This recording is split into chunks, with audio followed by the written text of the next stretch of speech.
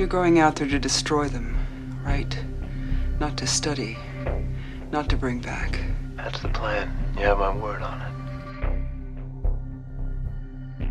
Solving the puzzle box. Hellraiser. What's your pleasure, Mr. Cotton? The box.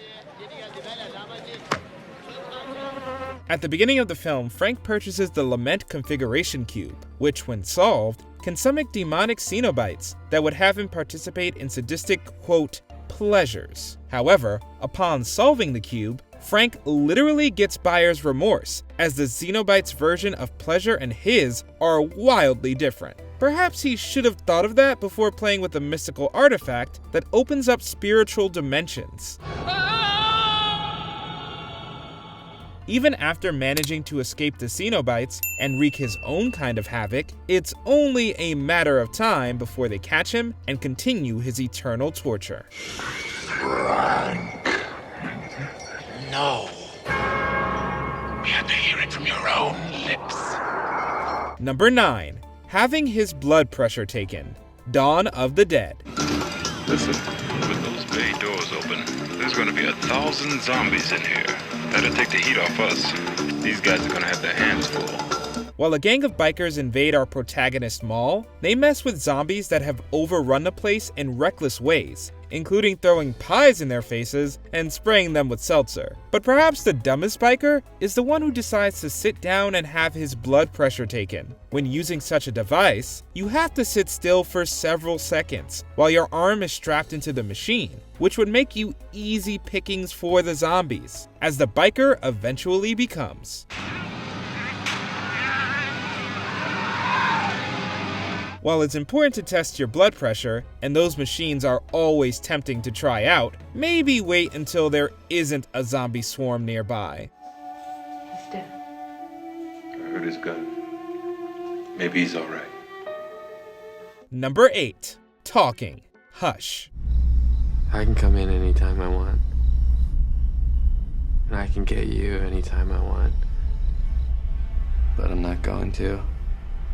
Not until it's time. When you wish you're dead, that's when I'll come inside.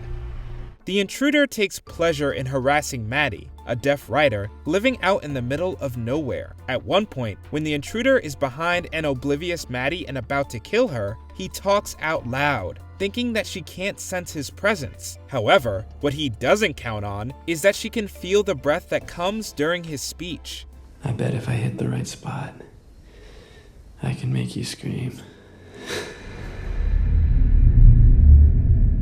This sensation on the back of Maddie's neck alerts her to his position, and she's able to turn the tables and shortly afterward, kill him. The movie's called Hush for a reason. Number 7. Trying to run over Carrie. Carrie. That Carrie White just sure is cute. Shh. Thought you said they were gonna win. They will. Won't even be close. I called in a few favors. As an act of undeserved revenge against Carrie, Chris and her boyfriend Billy plan the pig's blood prank at the prom that drives Carrie mad and results in her killing everyone in the gym.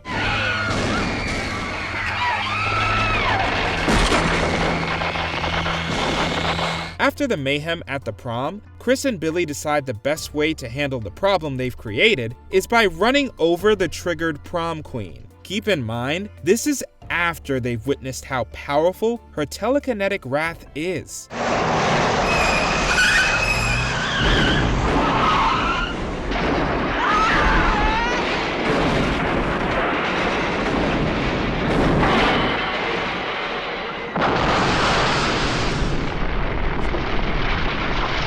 After everything they were responsible for, they should have hightailed it to some other town and laid low until Carrie's rampage was over.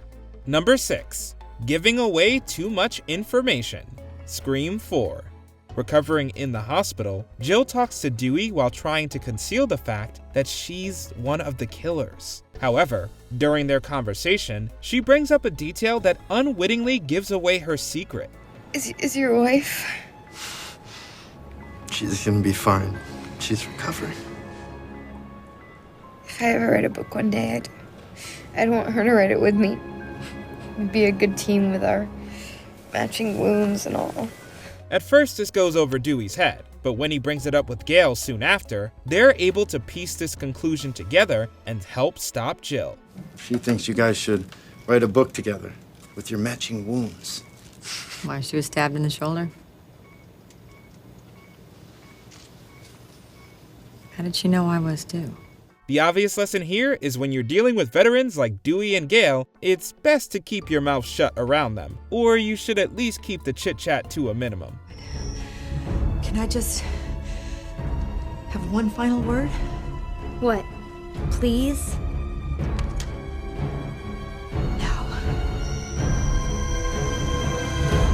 Clear. Clear? Clear. Number 5. Not finishing off Neil. A Nightmare on Elm Street 3, Dream Warriors. We got work to do. What are you talking about?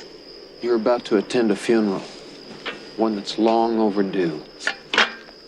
To stop Freddy once and for all, Neil and Donald go to a junkyard in order to consecrate his remains and send his spirit to the afterlife. To stop them from completing this ritual, Freddy possesses the bones of his skeleton and kills Donald. It's really you. I killed you once before, you son of a bitch. However, he merely knocks Neil out and shovels a little dirt on him before returning to the dream world to haunt more teenagers. Neil eventually regains consciousness and finishes the job, thus stopping Freddy. Ashes to ashes.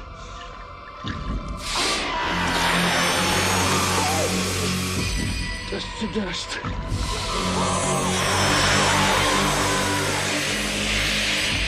And the spirit to rest. Freddy's the kind of villain that's usually on top of things, so it's surprising that he doesn't snuff out Neil when he has the chance. Number 4. Kidnapping Beverly, It. To lure the rest of the Losers Club into its lair, Pennywise kidnaps Beverly and brings her into the sewers. I'm not afraid of you.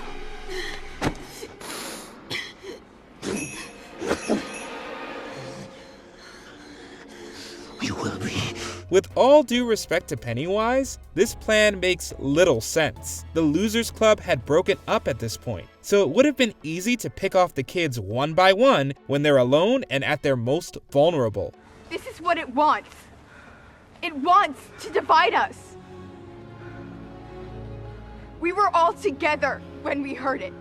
That's why we're still alive. Yeah? Well, I plan to keep it that way.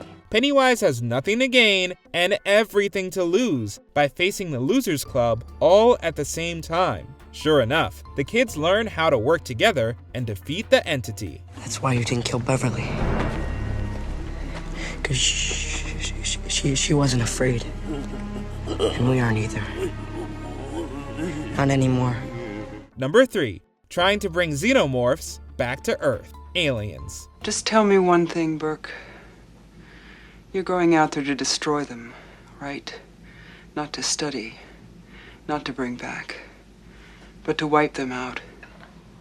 That's the plan. You have my word on it. Weyland-Yutani executive Carter Burke organizes a trip with the Colonial Marines to a space colony in the hopes of bringing the aliens to Earth to use as bioweapons. It was wrong. It was a bad call, Ripley. It was a bad call. Bad call. Right. These people are dead, Burke! Don't you have any idea what you've done here? It doesn't take an Ian Malcolm to see how this plan could potentially backfire. If a few aliens get loose, they could potentially reproduce at a geometric rate and become an invasive species that threatens the Earth. It's this irresponsible thinking and prioritization of profit over human decency that makes Burke a complete sleaze. He figured that he could get an alien back through quarantine if one of us was impregnated, whatever you call it, and then frozen for the trip home. Once his plan is exposed by Ripley, it doesn't take long for Burke's fate to be sealed.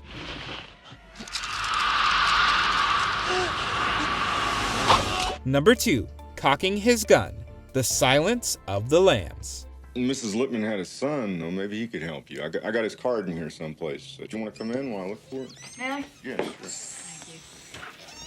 One of the most thrilling showdowns in movie history has to be the one between Clarice Starling and Buffalo Bill. Freeze! Put your hands over your head and turn around. Spread your legs. Spread your legs. Put your hands in the back. Thumbs up. Freeze! When Starling tracks Bill to his basement, he turns off the lights, making the room pitch black. The serial killer has a huge advantage in this environment because he comes prepared with night vision goggles. However, he blows this opportunity because the sound of him cocking his gun gives away his location, and Starling is able to take him down just as she's within his sights.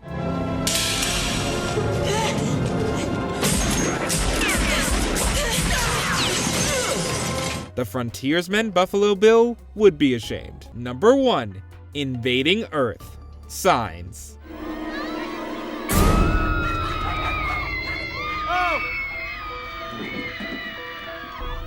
In this M. Night Shyamalan film, an alien invasion is stopped once it's discovered that water is a substance that's corrosive to them, prompting a common complaint among viewers. I heard a theory that they don't like places near water. Maybe we'd be safe from them near a lake or something. Sounds made up.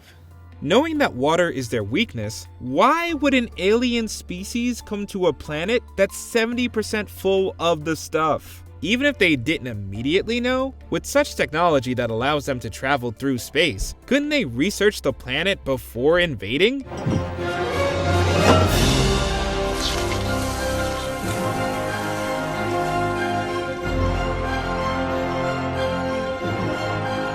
Though the movie has excellent build-up, with tension leading up to the climax, the twist at the end makes it hard to take the threat seriously. Did you enjoy this video? Check out these other clips from WatchMojo, and be sure to subscribe and ring the bell to be notified about our latest videos.